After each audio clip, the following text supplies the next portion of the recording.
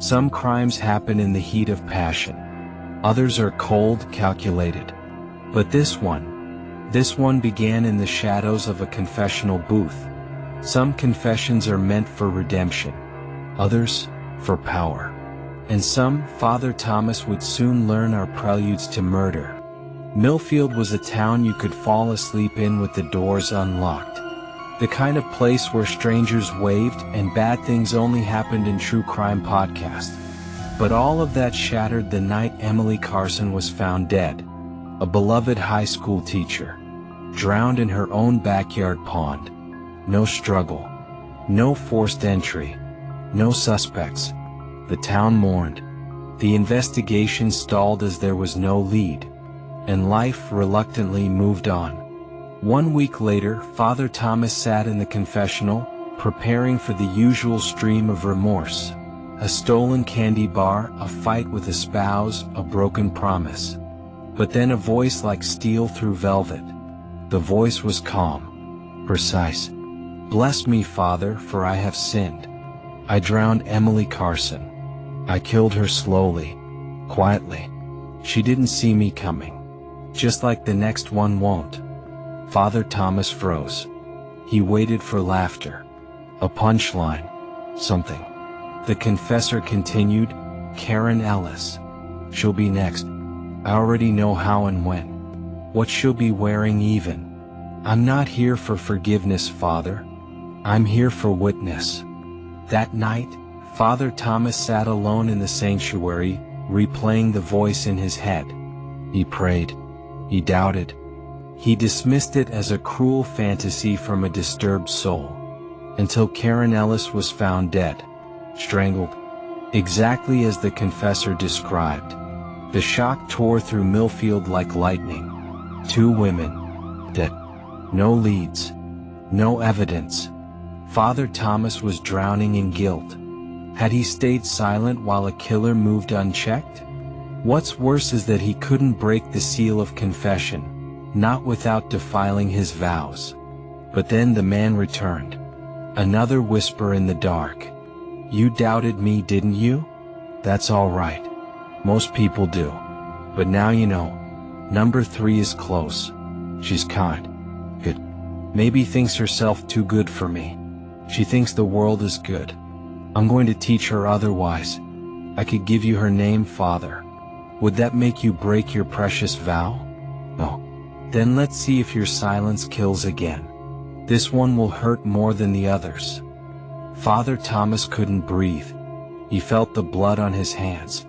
And this time he couldn't wait for another body. He had to do something. But what? He couldn't go to the police. Not directly. Not without breaking his confessional vow. So he went to Sheriff Jimmy Knox, a seasoned investigator with a gut built on instincts and scotch. They'd been partners back in their military days. He skillfully pried some information from the sheriff about the ongoing investigations, but it was a dead end. The police had no lead. He didn't say much, but the fear in his eyes was loud enough. The sheriff agreed to dig deeper. And that's when the cracks started to show. A ribbon. That's what did it. The killer mentioned a yellow ribbon outside Emily's house. A small detail. Not in any report. Not known to the public. Which meant the killer knew her. Personally. Father Thomas made a list. People who knew both victims. People quiet enough to be overlooked.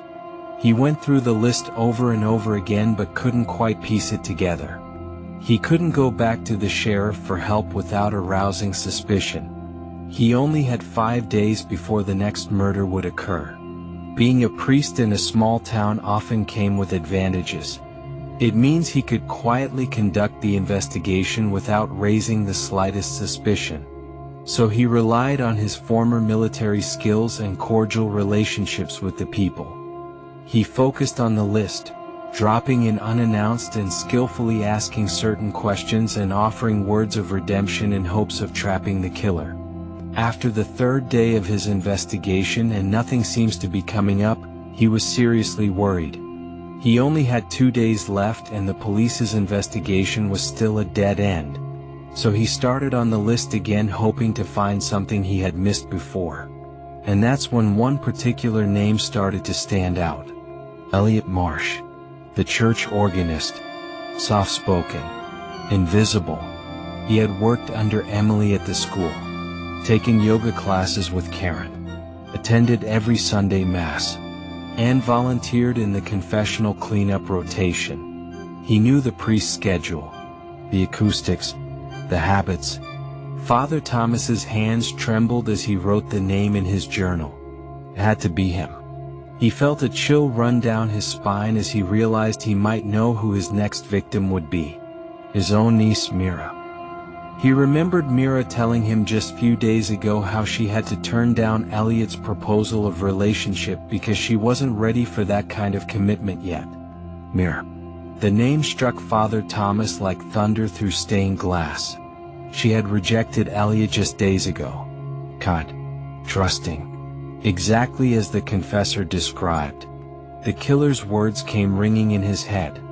This one will hurt more than the others. Thomas couldn't stay silent any longer. Not with Myra's life in the balance. He went to Sheriff Knox. "It's Elliot Marsh," Father Thomas blurted. "The organist?" asked the sheriff. Father Thomas nodded. That was all Knox needed. He got a search warrant. Inside Elliot's modest home, the truth came undone. Evidences pinning him to the murder of both Emily Carson and Karen Ellis. In a locked drawer were journals, maps, a printed photo of Mira, notes about her routine, a sketch of the exact spot he planned to strike. It was all there, intent, planning, obsession. Elliot was arrested within the hour. Calm, smiling, like he wanted to be caught. Handcuffed, Elliot turned to Father Thomas and said, "I told you, Father, some things are more powerful when confessed." Elliot Marsh was sentenced to life without parole. Mira moved away, unable to walk the streets of Millfield without seeing his shadow. Father Thomas stayed but never visited the confession booth again. His sermons grew quieter, his eyes wearier. He saved a life, but broke a sacred vow to do it. Some say he was brave. Others considered him a traitor to the cloth. He visited Elliot once in prison, sat across from the man in chains. Elliot said, smiling, "You became part of the story, Father.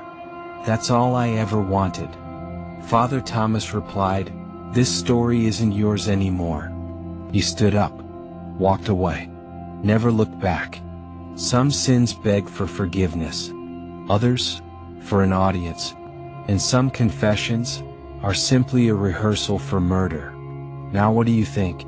Did Father Thomas do the right thing by breaking the seal of confession, or should sacred vows remain unbroken, no matter the cost? Do you think Father Thomas only came forward because his niece was the killer's next target? Was Elliot Marsh a criminal, or something worse, a narcissist who saw murder as performance art? Would you have recognized someone like Elliot? Or would you, like most, overlook the quiet ones? What do you believe is more important, faith or justice? And can they ever truly coexist? Drop your thoughts in the comments and don't forget to like, share and subscribe for more.